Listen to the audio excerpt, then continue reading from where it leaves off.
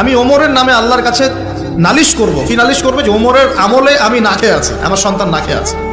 কথা বুঝতে পারছেন? এই কথা শোনার সাথে সাথে ওমর রাদিয়াল্লাহু আনহুর মানে বুকে আল্লাহ পাকের ভয় চলে আসলো, হৃদয় প্রকম্পিত হলো।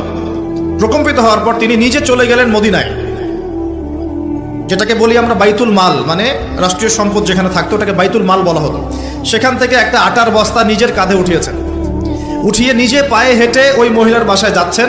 তার পাশে থাকা একজন সাহাবী, তিনি বলছেন, তার নাম আসলাম রাদিয়াল্লাহু আনহু, তিনি বলছেন যে ইয়া আমিরুল মুমিনিন, হে আমিরুল মুমিনিন, আমাকে দিন, আনা আহমিলুক, আমি এটাকে বহন করে নিয়ে যাই, আপনি চলেন সাথে, সমস্যা নেই, আমি বহন করে নিয়ে যাই অ্যাটলিস্ট।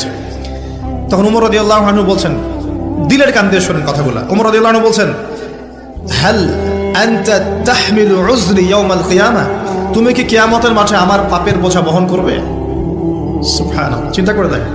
নিজের হাতে গেলেন, রান্না করে খাওয়ালেন, তারপরে বললেন আগামীকাল তুমি আমিরুল মুমিনিনের দরবারে এসো, সেখানে আমাকে পাবে। এই হলো ওমর রাদিয়াল্লাহু আনহুর খেলাফত। একদিন তিনি তার যে উট, এটাকে পরিষ্কার করছেন। আলী রাদিয়াল্লাহু আনহু দেখে বলছেন, আমিরুল মুমিনিন, আপনি পরবর্তী জেনারেশনের জন্য অনেক কঠিন আদর্শ রেখে যাচ্ছেন, আপনি এত কাজ করছেন তারপরে নিজের কাজও নিজে করছেন।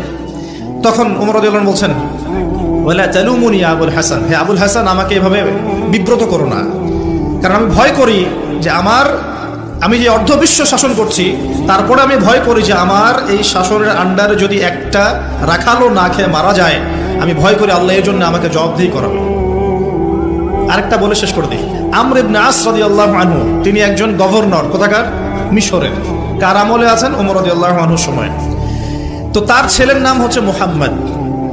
তো সেই মুহাম্মদ আমর ইবনে আসের ছেলে রাদিয়াল্লাহু আনহু।